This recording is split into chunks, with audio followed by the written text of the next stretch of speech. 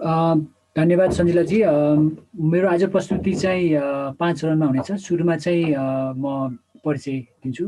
त्यसपछि यो डिजिटल अधिकार नै के हो भन्ने बारेमा म कुरा गर्छु। किन नेपालमा यो डिजिटल अधिकार बारेमा त्यति बहस भएको देखिँदैन। हुन त अब हाम्रो बर्डियन डेटा जस्तो संस्थाले डिजिटल राइट्समा काम गर्छु हामी भन्नुहुन्छ उहाँहरू।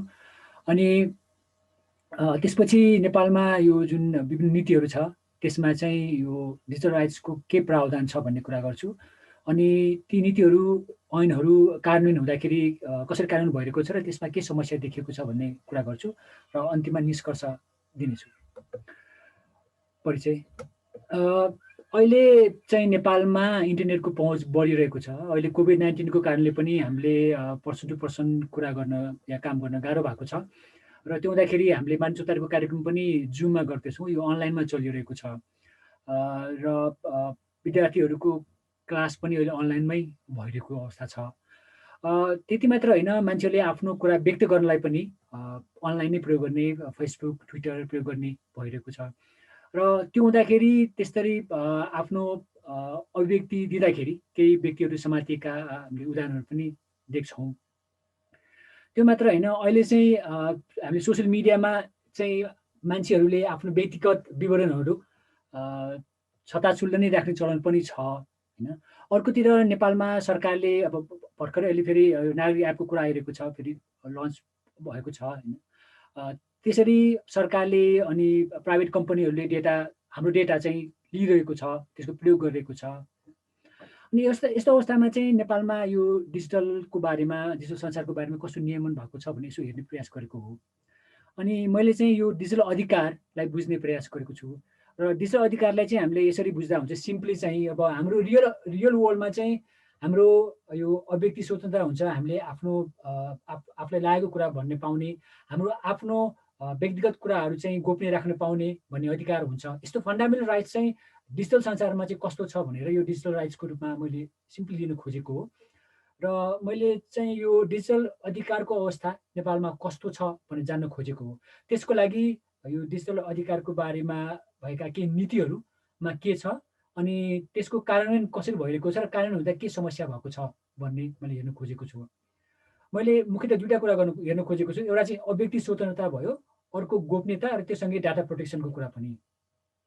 गोपनीयताको कुरा गर्दाखेरि चाहिँ मैले अघि भने व्यक्तिगत कुरा होइन, पारिवारिक व्यक्तिगत कुरा, आफ्नो आयको कुरा, आफ्नो स्वास्थ्यको कुरा, त्यो डेटा तपाईँले कसलाई दिने नदिने भन्ने कुरा चाहिँ यो गोपनीयताको कुरा हो। डाटा प्रोटेक्सन भनेको चाहिँ तपाईँको त्यस्तै डेटा चाहिँ जुन सरकारसँग छ या आइटी कम्पनीसँग छ, त्यो डेटा चाहिँ के हुन्छ, त्यसको मिसयुज हुन्छ कि हुँदैन, त्यसलाई कसरी प्रोटेक्ट गर्न खोजेको छ भनेर त्यो जुन मेकानिजम बन्छ त्यसलाई डाटा प्रोटेक्सन भनिन्छ। यो आजको यो प्रस्तुति चाहिँ मेरो नीति समीक्षा जस्तो हो। मैले विगत केही महिनादेखि यो डिजिटल राइट्स सम्बन्धी काम गर्न खोजिरहेको छु, त्यो बारेमा सोचिरहेको छु। योभन्दा अगाडि पनि सञ्जिताजीसँग लिएर मैले यो डिजिटल राइट्स बारेमा बियोग्राफी पनि बनाएको थिएँ। अनि यो समीक्षाको क्रममा चाहिँ मैले अघि भनेको अलिक डकुमेन्ट एनालिसिस जस्तो यस्तो नीतिहरूको एनालिसिस नै गरेको छु र त्यसबाहेक चाहिँ यो नेपालमा यो सिभिल अर्गनाइजेसन हर्ष चाहिँ तपाईँ म्युट हुनुभयो।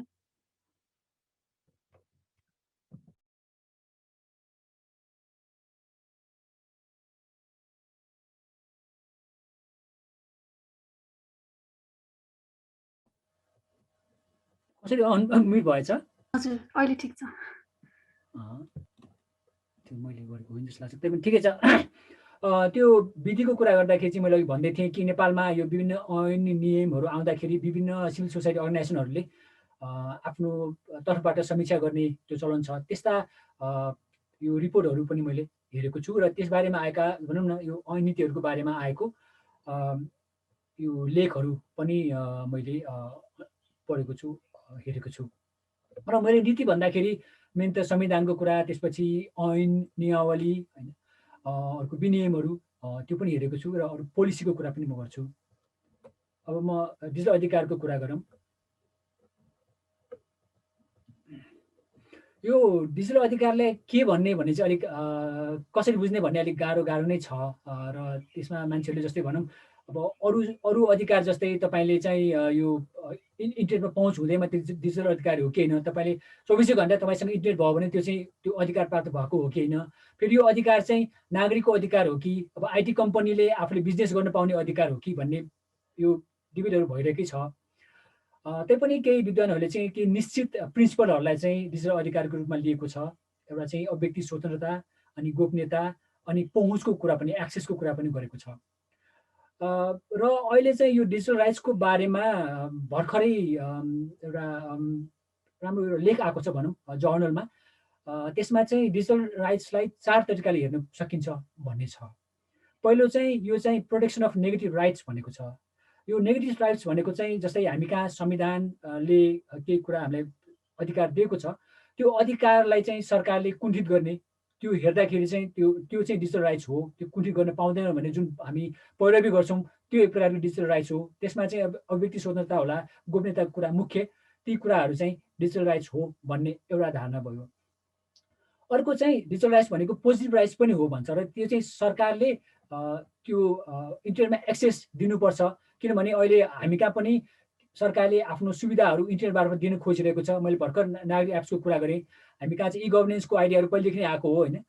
त्यस्तो अवस्थामा चाहिँ मान्छेको भनौँ न नागरिकको इन्टरनेटमा एक्सेस हुनुपर्छ, र त्यसमा सरकारको दायित्व छ। र यो चाहिँ अब एक प्रकारले नागरिकले आफ्नो कुरा राख्नलाई, सरकारसँग पुर्याउनलाई या अरूसँग पनि कुरा गर्नलाई चाहिँ यो चाहिन्छ भन्ने चाहिँ कुरा गरेर यो चाहिँ एक प्रकारले स्टेटको अब्लिगेसन हो भन्ने कुरा भयो। अर्को डिजिटल राइट्सलाई चाहिँ इन्फर्मेसन जस्टिससँग जोडिन्छ, त्यो पनि भयो एउटा तेस्रो चाहिँ। इन्फर्मेसन जस्टिस भनेको चाहिँ विभिन्न व्यक्तिहरूको त्यो एक्सेस हुँदाखेरि त्यो निर्धक्कसँग कुरा गर्न पाउने होइन, त्यसमा लिमिटेसन कम हुने। त्यो मात्र होइन, अहिलेको केसमा चाहिँ हाम्रो जुन संसारभरि नै ठुल्ठुला आइटी कम्पनीहरू छ, त्यो आइटी कम्पनीहरूले हाम्रो डेटा लिइरहेको छ। अहिले मैले जुममा जुन कुरा गर्दैछु त्यो कुरा जुम कम्पनीले सबै थाहा पाउन सक्छ कि सबै लिन सक्छ होइन। त्यस्तो कुरा चाहिँ त्यो डेटा कहाँ जान्छ, त्यसलाई चाहिँ मिसयुज हुन्छ कि हुँदैन, मिसयुज गर्न पाउँदैन भन्ने भयो। अर्को चाहिँ अहिले जुन जसरी अहिले ठुल्ठुला आइटी कम्पनीहरूको बिजनेस मोडल छ, जुन हाम्रो डेटाबाट चल्छ, फ्री भन्ने मोडल हो अहिले, त्यो मोडलभन्दा पनि फरक तरिकाले संसार बुझ्न सकिन्छ भन्ने टाइपको बहस, अध्ययन, अनुसन्धान चाहिँ यो इन्फर्मेसन जस्टिसको मार्फत गर्ने हो। तेस्रो चाहिँ यो राइट्स एज अफोर्डेन्स भन्ने छ। यसमा मेन चाहिँ यो आइटी कम्पनीहरू आफैले केही स्वनियमन गर्ने, जस्तै फेसबुकले आफ्नो कन्टेन्ट मोडरेट गर्नुपर्छ भन्ने कुरा होइन। अहिले भर्खर उनीहरूले अर्को नयाँ मेकानिजम ल्याएको छ, फेसबुकमा आफ्नो कन्टेन्ट चाहिँ मेकानिजम के अरे अलिक राम्रो मोनिटर गर्ने र एक प्रकारले कन्टेन्ट मोडरेसन भन्छ, त्यसलाई फिल्टर गर्ने काम गर्ने होइन। अर्को चाहिँ यो आइटी कम्पनी पनि ट्रान्सपेरेन्ट हुनुपर्छ भन्ने यो सबै डिबेटहरूसँग यो जोडिने कुरा भयो। तर मैले अहिले चाहिँ मेरो आफ्नो यो सानो रिसर्चमा चाहिँ एक प्रकारले यो नेगेटिभ राइट्सकै रूपमा डिजिटल राइट्सलाई बुझ्न खोजेको छु, र व्यक्ति स्वतन्त्रता, गोपनीयता र डाटा प्रोटेक्सनलाई मैले बुझ्न खोजेको छु हाम्रो नेपालको यो नीतिहरू, ऐनहरूमा के छ भनेर। र मैले अघि भने जस्तै मैले राष्ट्रिय नीतिको रूपमा चाहिँ संविधान, ऐन, नियम, नीतिहरूलाई लिएको छु, र एक प्रकारले यो रेगुलेसन नेपालमा कसरी भइरहेको छ भन्ने पनि हेर्ने एउटा अवसर जस्तो बनाएको छु मैले। अब प्रावधानको कुरा गरौँ, मैले 11वटा डकुमेन्टहरू हेरेको छु।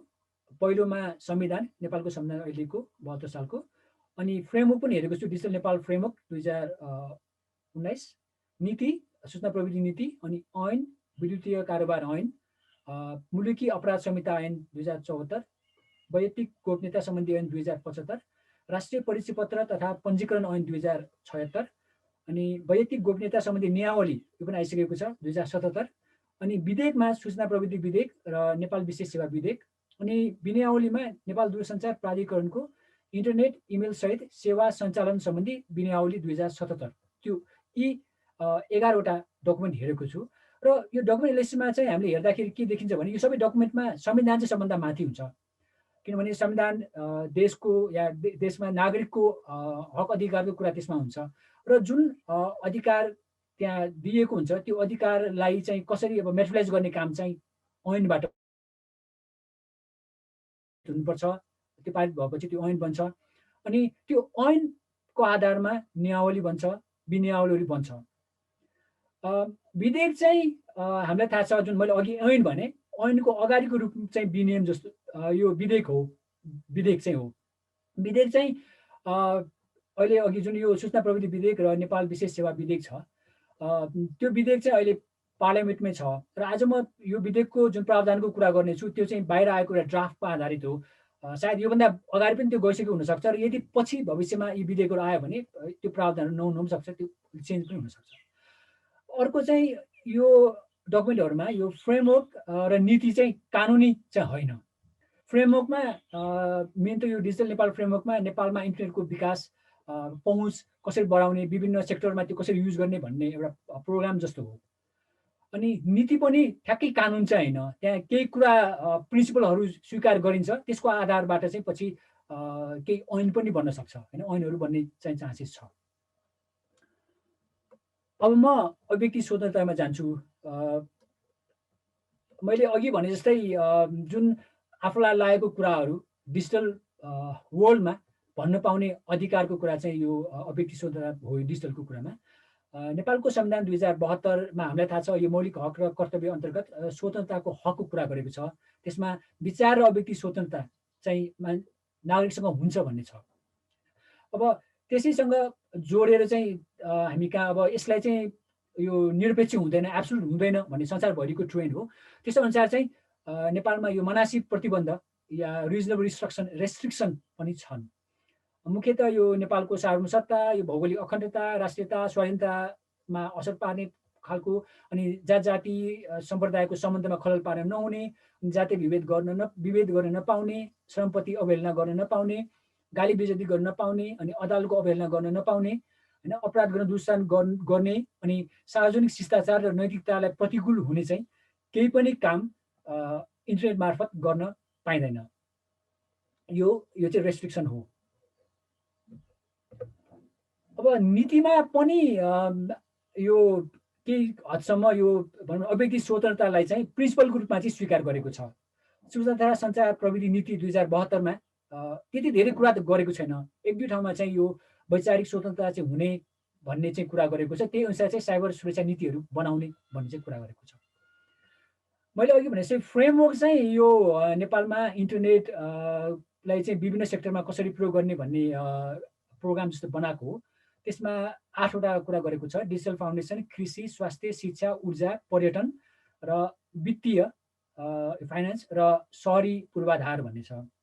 मुख्यतः यो डिजिटल पहुँचको कुरा यो डिजिटल फाउन्डेसनमा गर्छ र डिजिटल फाउन्डेसनमै यो अभिव्यक्ति स्वतन्त्रतालाई चाहिँ अनावश्यक हस्तक्षेप गर्न पाइँदैन र त्यस्तो नहोस् भनेर सुनिश्चित गर्नलाई चाहिँ नीतिगत सुधारहरू गर्नुपर्छ भन्ने कुरा चाहिँ गरेको छ।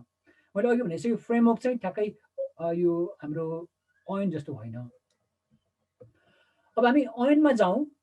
यो हामीलाई थाहा छ यो विद्युतीय कारोबार ऐन 2063।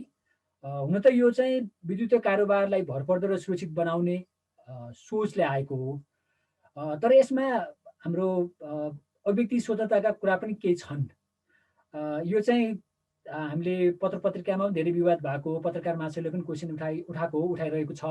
यो धारा 47को कुरा जसमा चाहिँ यो गैर कानुनी काम चाहिँ गर्न पाइँदैन, यो प्रकाशन गर्न पाइँदैन भन्ने छ।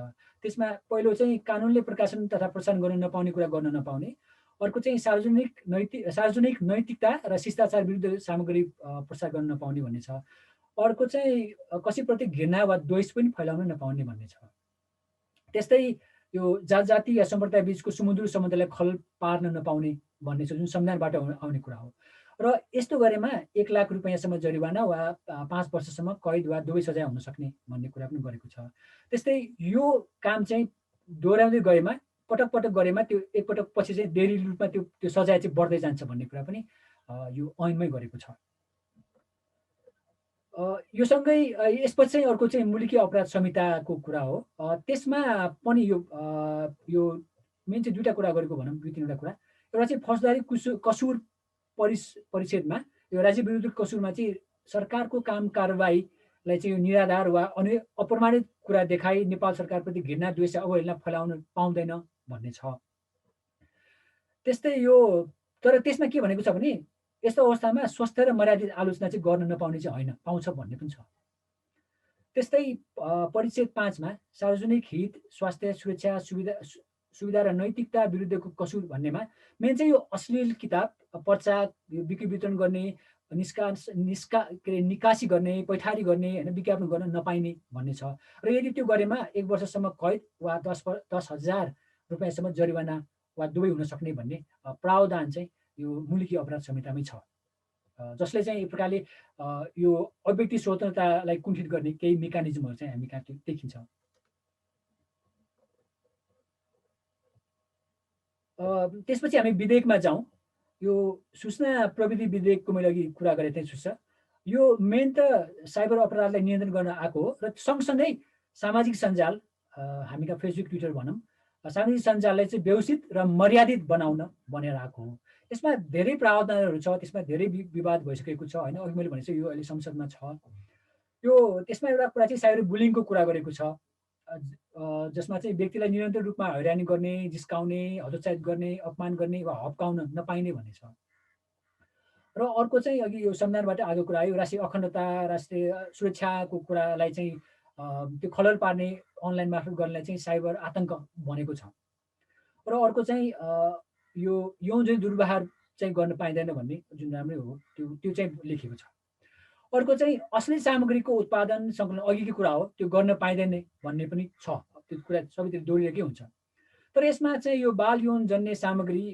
मेन चाहिँ अब यो संसारभर नै ब्यान हो होइन यस्तो सामग्री चाहिँ अनुसन्धानको लागि कानुन प्रयोजनको लागि अध्यापनको लागि त्यो कन्ज्युम गर्न मिल्ने तर त्यो आफ्नो त्यो जसको लागि बनाएको उद्देश्य पुरा भएपछि त्यसलाई चाहिँ मेटाउनु पर्ने बनेर यसमा भनेको छ अर्को यसमै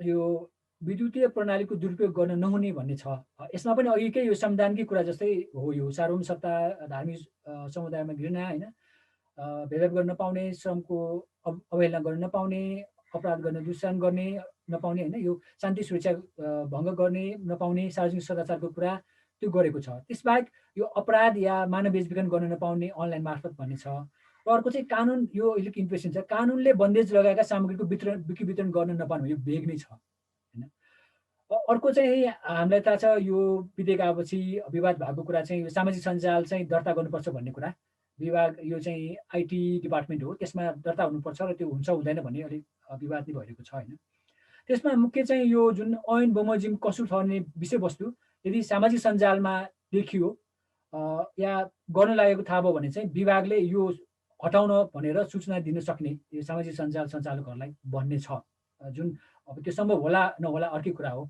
यो गर्न पाउने भन्ने चाहिँ मेकानिजम छ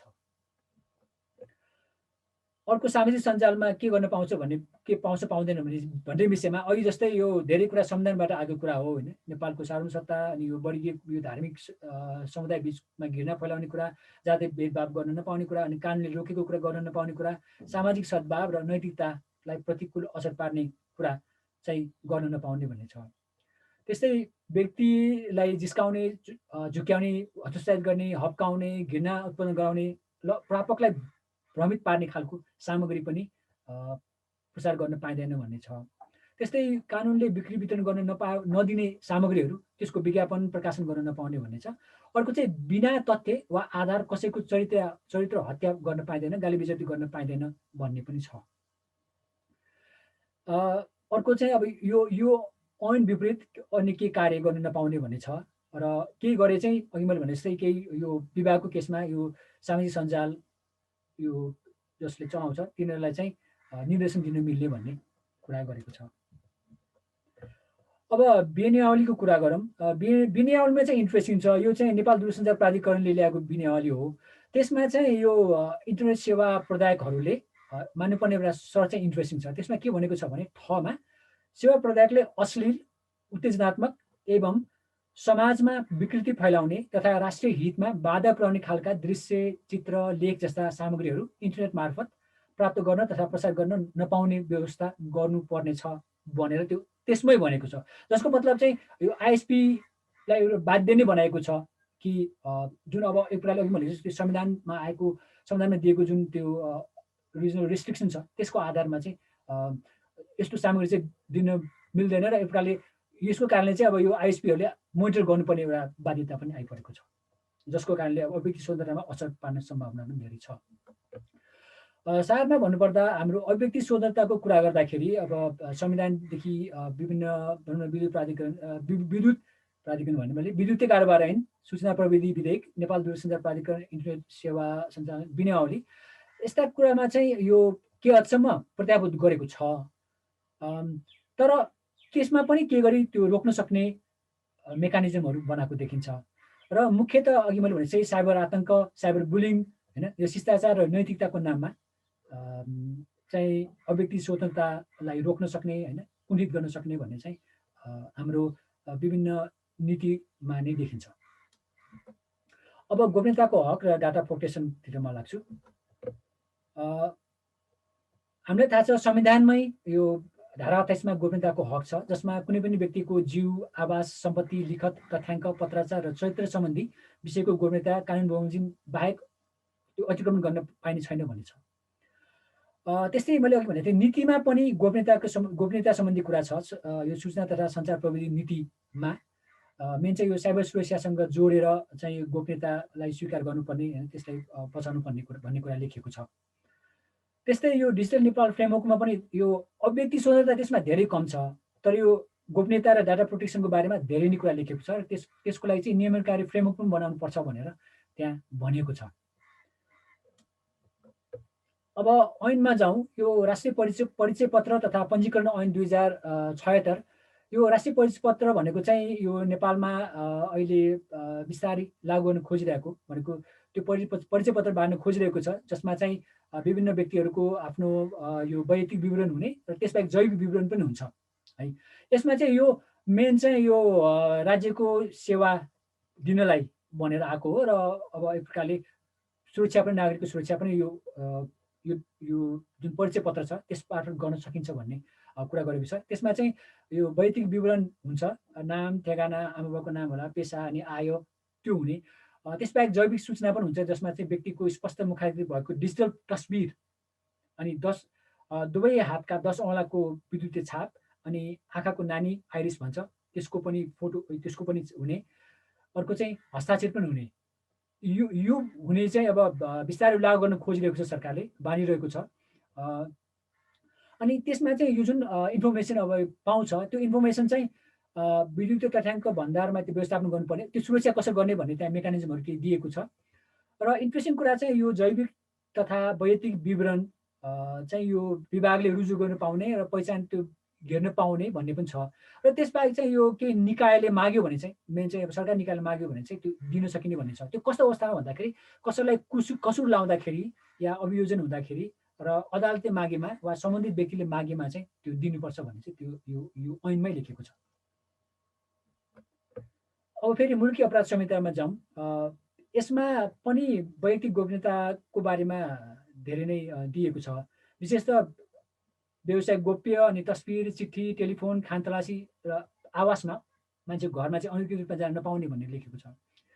र अर्को चाहिँ विद्युतीय माध्यमबाट गोपनीयता भङ्ग गर्न नपाउने भन्ने छ। त्यसमा कसैले विद्युतीय माध्यममा रहेको वा प्रभाव हुने सूचना, जानकारी, पत्राचार अनधिकृत रूपमा प्राप्त गर्न, त्यसको गोपनीयता भङ्ग गर्न वा अनधिकृत रूपमा कसैलाई हस्तान्तरण गर्न नपाउने भन्ने छ।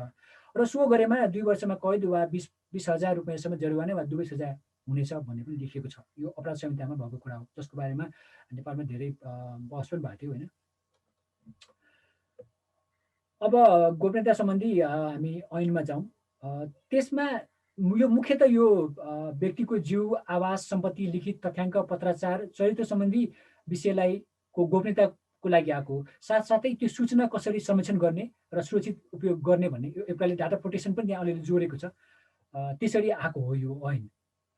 यसको परिच्छेद 2 मा चाहिँ जुन व्यक्तिको जीव तथा पारिवारिक गोपनीयता भन्ने छ, त्यसमा 19 मा विद्युतीय माध्यमको गोपनीयताको कुरा गरेको छ, जसमा वैयक्तिक सूचनाहरू, लिखित, पत्राचार, तथ्याङ्क र चरित्र सम्बन्धी गोपनीयता चाहिँ राख्नुपर्छ, त्यो पाउँछ भन्ने छ। र त्यसमा चाहिँ गोपनीयता भङ्ग गर्न वा अनधिकृत रूपमा कसैले त्यो उपलब्ध गर्न नपाउने भन्ने छ। त्यो भनेको आफूसँग भएको त्यो गोपनीय सूचनाहरू, जानकारीहरूको बारेमा चाहिँ। अर्को चाहिँ वा कसैले 2 वा 2 भन्दा बढी व्यक्तिहरू बीचमा भएको विद्युतीय माध्यमबाट भएको कुनै संवाद भनौँ, अब त्यसलाई त्यो चाहिँ मन्जुरी नलिकन बाहिर ल्याउन नमिल्ने, त्यो पनि गोप्य हुने भनेको छ।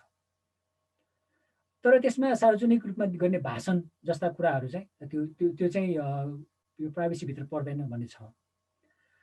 र यो धेरै कुराहरू चाहिँ व्यक्तिले मन्जुरी दिएमा, यो अधिकार प्राप्त अधिकारीको आदेशमा चाहिँ यो बाहिर आउन सक्छ भन्ने हो। धेरै यो प्राइभेसीको केसमा चाहिँ लिगली नै यो लिन पाउने भन्ने अधिकार भएकोले यो राखिएको हो। र अर्को चाहिँ यो वित्तीय सूचना तथा तथ्यको गोपनीयता सम्बन्धी अन्य व्यवस्था तोकिबमोजिम हुनेछ भनेको। तोकिबमोजिम हुनेछ भनेको चाहिँ अर्को यसमा चाहिँ यो नियमावलीमा आउने भनेको चाहिँ नियमावलीमा के कुरा भनेको पनि छ। अब यो सार्वजनिक स्थलको बारेमा चाहिँ मेन सीसीटीभीको बारेमा हो होइन। सीसीटीभी कहाँ कहाँ राख्न पाउँछ भन्ने विषयमा अलिअलि भनेको छ। यसमा चाहिँ शौचालय, स्नानगृह, कपडा फेर्ने कक्षमा चाहिँ राख्न पाउँदैन भने छ। अर्को चाहिँ सीसीटीभी राखेपछि चाहिँ यो सबैले देख्ने ठाउँमा राख्नुपर्ने अनि जानकारी पनि दिनुपर्ने भन्ने छ। अनि यसमा पनि पछिको व्यवस्था चाहिँ तोकिबमोजिम हुनेछ भनेको छ, जुन कुरा नियमावलीमा अलिक डिटेलमा आएको छ।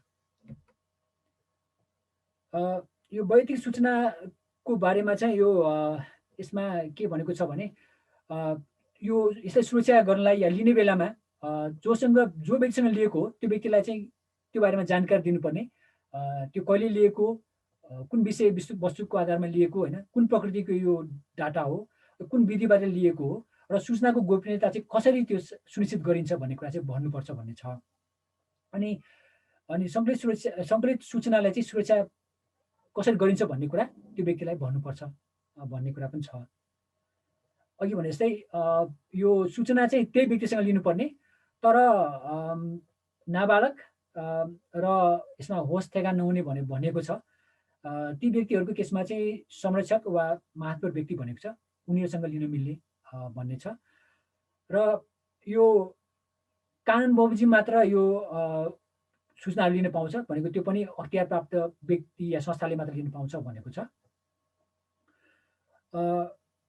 अर्को चाहिँ यो अधिकारले सूचना पाउन सक्ने व्यवस्था गरेको छ, जसमा अघि भनेपछि फौजदारी कसुरको केसमा होइन, अदालतको केसमा या कानुनको लागि चाहिँ त्यो चाहियो भने लिन पाउँछ भन्ने छ। र यसमा पनि वैयक्तिक तथ्याङ्क सङ्कलन, प्रशोधन, विश्लेषण र उपयोग सम्बन्धी चाहिँ तोकिबमोजिम हुनेछ भनेको छ, जुन कुरा केही नियमावलीहरूमा आएको छ। अब हामीलाई थाहा छ यो ऐन विधेयकको रूपमा हुँदाखेरि चाहिँ यसमा धेरै कुराहरू चाहिँ खुम्चाइयो। यो चाहिँ नेपालमा जुन हामी सूचनाको हक भन्छौँ, सूचनाको हकलाई पनि कुण्ठित गर्ने तरिकाले आयो भन्ने धेरै विवाद भयो। अनि त्यसपछि चाहिँ यो जुन बेला ऐन आयो त्यसमा अलिक परिवर्तन भएर आएको छ। यसमा मेन चाहिँ सार्वजनिक पदाधिकारीहरूको सूचना, मुख्यतः उनीहरूको कामसँग सम्बन्धित सूचनाहरू चाहिँ बाहिर ल्याउन पाउँछ भन्ने छ। अर्को चाहिँ त्यस बेला पत्रकार महासङ्घले ठुलो विरोध गरेको थियो, पत्रकारितालाई पनि असर पार्ने भयो भनेर। त्यो कारणले यो छापाखाना तथा पत्र पत्रिका र राष्ट्रिय प्रसारण सम्बन्धी प्रचलित कानुनका आधारमा गरिने पत्रकारिता, खोजमूलक पत्रकारितामा जुन सूचना सङ्कलन गरिन्छ त्यो गर्न पाउँछ भन्ने चाहिँ लेखिएको छ। अब यसलाई नै अलिक एक्सप्लेन गर्नलाई यो वैयक्तिक गोपनीयता सम्बन्धी नियमावली 2077 आएको छ।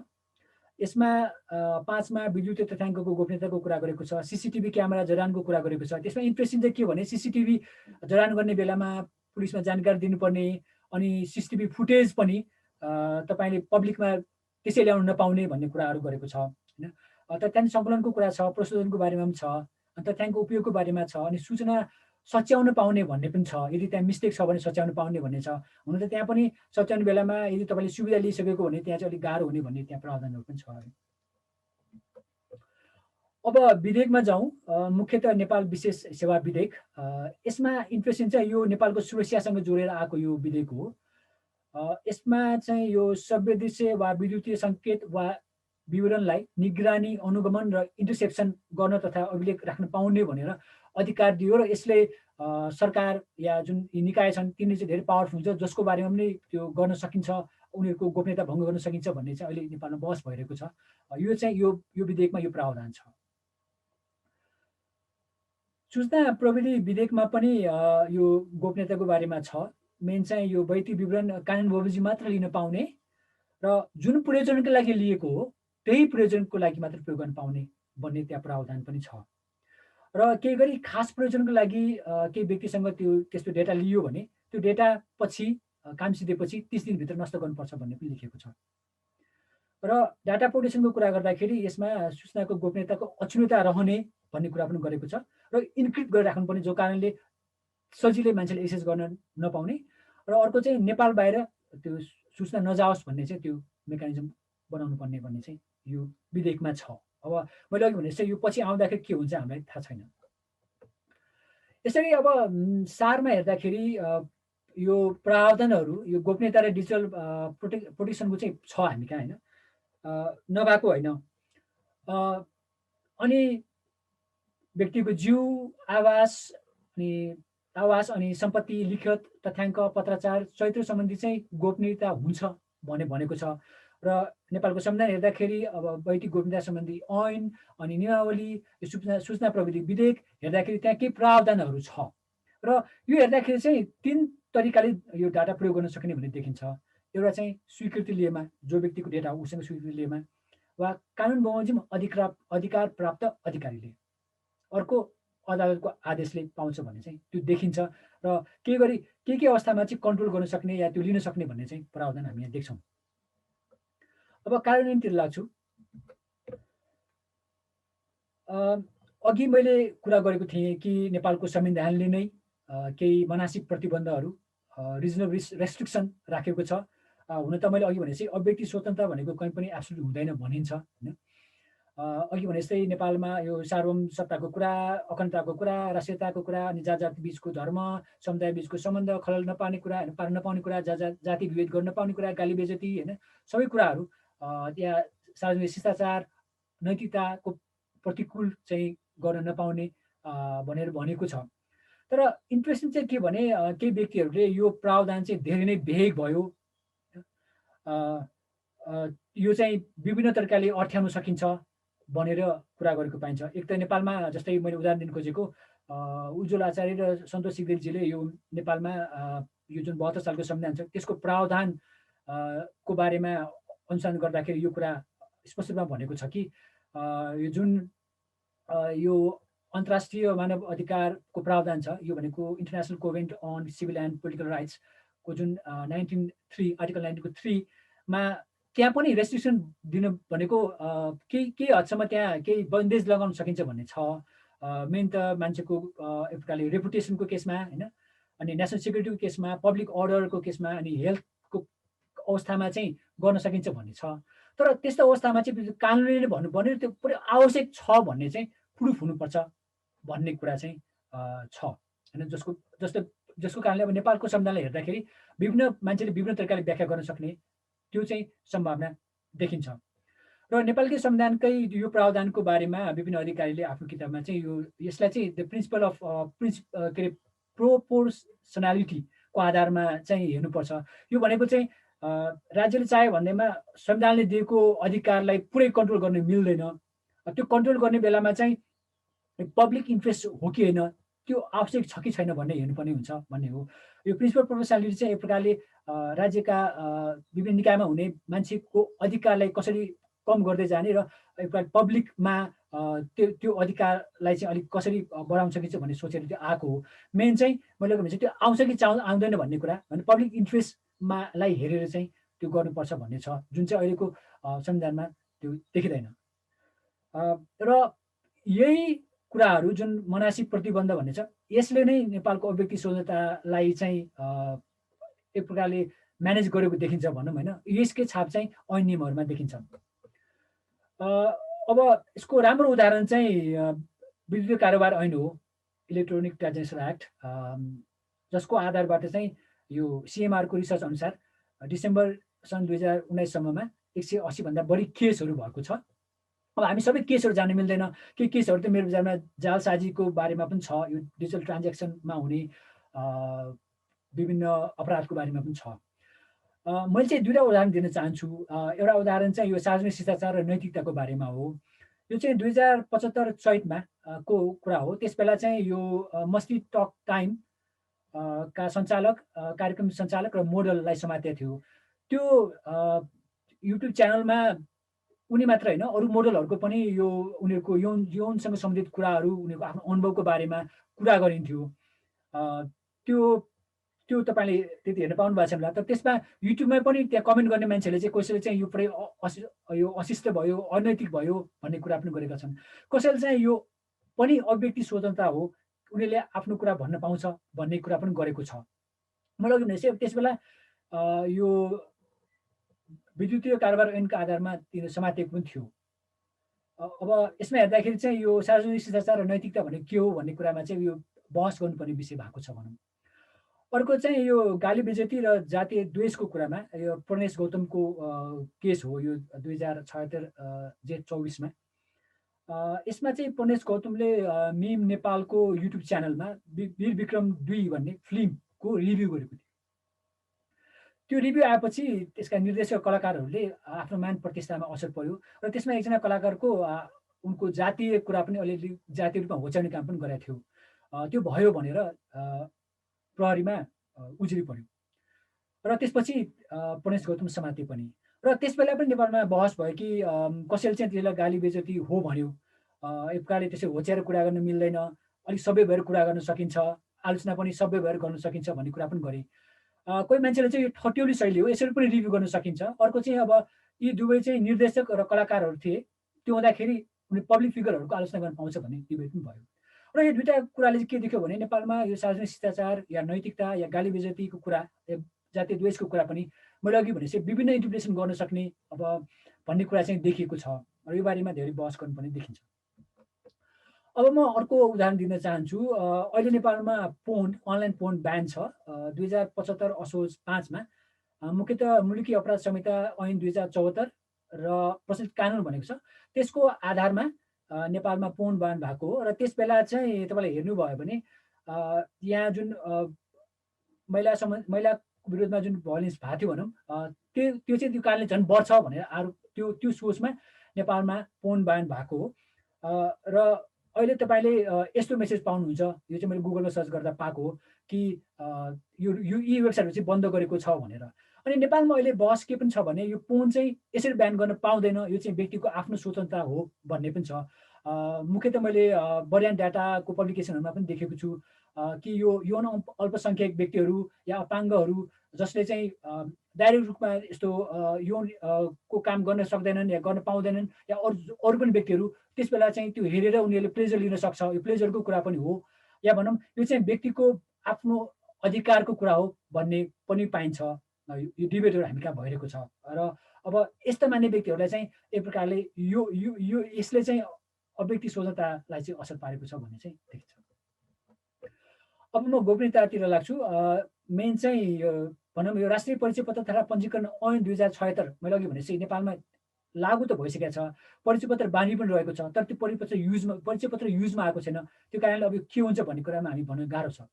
तर यो वैयक्तिक गोपनीयता सम्बन्धी ऐन 2075, वैयक्तिक गोपनीयता सम्बन्धी नियमावली 2077 को कुरा गर्दाखेरि यो यसमा अघि मैले भनेको 3वटा तरिका स्वीकृति लिएर या कानुन बमोजिम या अदालतको आदेशबाट लिने भन्नेमा केही व्यक्तिहरूले चाहिँ जुन नाबालकबाट सूचना लिने भनेको छ, नेपालमा घरेलु हिंसा हुँदाखेरि या बालबालिकाको सेक्सुअल कुराहरू पनि त्यस्तो केसमा चाहिँ अभिभावकसँग त्यो डेटा लिन मिल्दैन भन्ने कुरा पनि छ। बालबालिकासँग पनि एजेन्सी हुन्छ भन्ने यसरी डिबेट पनि नेपालमा भइरहेको छ। अर्को यो कानुन बमोजिम अधिकार प्राप्त अधिकारी चाहिँ धेरै हाबी हुने चान्स चाहिँ देखिन्छ। तपाईँले त्यो पुरै यो ऐन हेर्नुभयो भने यो विषयमा जुन बेला विधेयक थियो त्यस बेला ताना दाहालजीले कान्तिपुरमा एउटा लेख लेख्नु भएको थियो, जसमा चाहिँ उहाँले त्यसबेला मस्यौदाको कुरा हो, त्यो उहाँले भन्नुभएको छ कि यस मस्यौदामा धेरै ठाउँमा लिखित अधिकार प्राप्त अधिकारी भन्ने शब्दावलीले कार्यकारीलाई स्वेच्छाचारी अधिकार दिन खोजेको अनुभूति गराउँछ। हरेक अधिकारमाथि अधिकार प्राप्त अधिकारीले सङ्कुचन सिर्जना गर्न सक्ने खतरा देखिन्छ। त्यस्तो अधिकारी कुन निकायको, कुन तहको को हुने हो वा सो अधिकारीले कुन सीमामा रहेर नियामकको दायित्व पुरा गर्न सक्ने हो भन्ने स्पष्ट देखिँदैन भनेर बनेका थिए। यो कुरा अहिले पनि लागू हुन्छ त्यो केस। त्यसैले यो राज्यले चाह्यो भने ह्युमन राइट्स एक्टिभिस्ट या जर्नलिस्ट जो चाहिँ राज्यको विरोध गर्ने होइन, राज्यलाई निगरानी गर्ने, तिनीहरूको चाहिँ गोपनीयता बाहिर निकाल्न सक्ने धेरै चान्सेस देखिन्छ। उदाहरणको रूपमा चाहिँ 2069 जेठमा न्यायाधीश रणबहादुर बमको हत्या भएको थियो। अनि त्यसपछि चाहिँ यो बारेमा अनुसन्धान हुँदाखेरि 5000 जति व्यक्तिहरूको फोन कल र एसएमएस रेकर्डहरू चाहिँ हेरेको थियो पुलिसहरूले भन्ने कुरा चाहिँ बाहिर आएको थियो। र त्यसबेला के पनि भनेको थियो भने त्यो जुन डाटा लिएको थियो त्यो डाटा चाहिँ मिसयुज हुने चान्स पनि थियो, किनभने त्यसमा पारिवारिक कुरा हुन्छ, फोन कसलाई गर्ने नगर्ने भन्ने पारिवारिकभित्र त्यो झगडा पनि हुनसक्ने जस्ता डाटा पनि आएको थियो। त्यो डाटाको आधारमा परिवारमा बिमेल हुन सक्ने सम्भावना थियो भन्ने कुरा गरेको थियो। अनि यसकै आधारमा नेपालमा पब्लिक लिटिगेसन पनि गएको थियो, त्यो त्यो त्यो भएको थियो। र 4 वर्षको त्यो दौरान पछि चाहिँ यसमा केही बाहिर आएको थियो कि यो सर्वोच्च अदालतले भनेको थियो कि अदालतको स्वीकृति लिएर मात्र यसरी दिन पाउँछ भन्ने कुरा। यसले के देख्यो भने नेपालमा अब कानुनमा जुन अब अहिले मैले भने जस्तै जुन अधिकार प्राप्त अधिकारी भनेको छ त्यसले जहिले पनि लिन सक्ने होइन, अनि त्यो चाहिँ अब कहाँ कहाँ जान्छ भन्ने पनि थाहा नहुने र त्यसको प्रयोग कसरी हुन्छ भन्ने पनि अलिक गाह्रो हुने चाहिँ देखिन्छ। अर्को चाहिँ यो इन्टरनेसनल कानुनसँग पनि अलिअलि मिल्दैन कि जस्तो देखिन्छ। मेन त international covenant on civil and political rights मा चाहिँ आर्बिट्रेरी मनोमानी तरिकाले र अनलफुल तरिकाले चाहिँ इन्टरफेयर गर्न पाइँदैन भन्ने पनि छ। र होइन सिद्धिन्छ मेरो लास्टमै पुगिसक्यो हजुर, यो लास्टमै हो, अर्को त्यति स्लाइड छैन।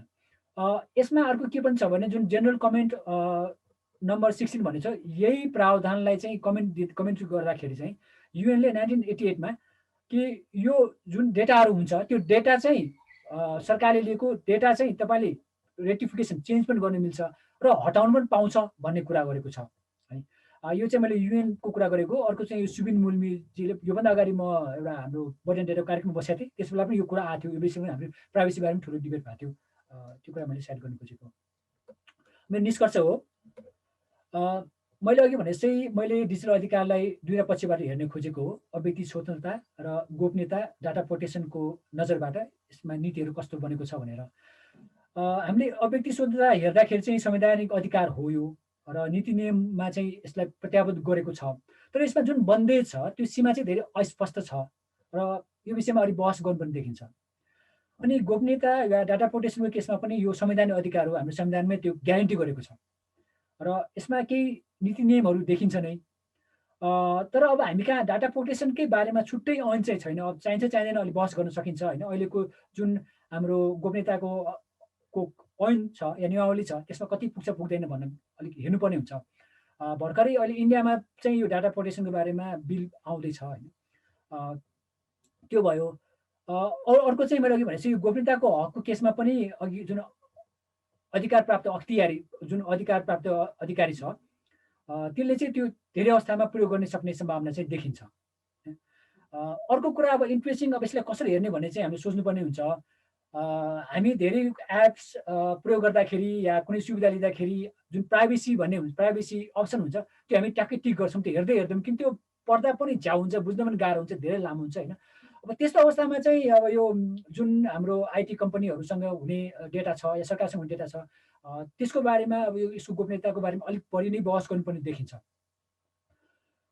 र समग्रमा भन्नुपर्दाखेरि डिजिटल अधिकारको अवस्था अहिले के छ भन्दाखेरि सुनिश्चित गरेको छ होइन, त्यसबारे हामी संयन्त्र पनि छ। तर यो अधिकार प्राप्त अधिकारी होस् या जुन हाम्रो संविधानमै भएको जुन रिजनेबल रेस्ट्रिक्सन छ त्यो प्रावधानले चाहिँ के हदसम्म कटौती गर्न सक्ने चान्स चाहिँ धेरै देखिन्छ। र त्यो मेन भएको कारण चाहिँ कानुनमा भएको अस्पष्ट भाषा हो र यो विषयमा चाहिँ मेरो विचारमा व्याख्या गर्नुपर्ने बेला भइसकेको छ होइन। मुख्यतः यो सार्वजनिक नैतिकता भनेको के हो होइन, शिष्टाचार भनेको के हो भन्ने बारेमा चाहिँ अलिक यो अदालतले पनि बोल्नुपर्ने, यसमा वकिलहरूले पनि बहस गर्नुपर्ने बेला भयो जस्तो लाग्छ। जसको कारणले चाहिँ नेपालमा डिजिटल राइट्सलाई चाहिँ एक प्रकारले सुनिश्चित गर्न अलिक बढी नै सहयोग हुन्छ भन्ने मलाई लाग्छ। धन्यवाद। मैले फेरि पनि भनौँ भने यो मेरो सुरुको प्रेजेन्टेसन जस्तो हो, तपाईँबाट कमेन्ट पाएँ भने म यसलाई सुधार गर्छु। हामीसँग डिजिटल राइट्समा काम गर्ने अरू व्यक्तिहरू पनि हुनुहुन्छ, मभन्दा जान्ने व्यक्तिहरू, मैले उहाँहरूबाट सिक्ने आज मौका पाउँछु भन्ने आशा गरेको छु। धन्यवाद।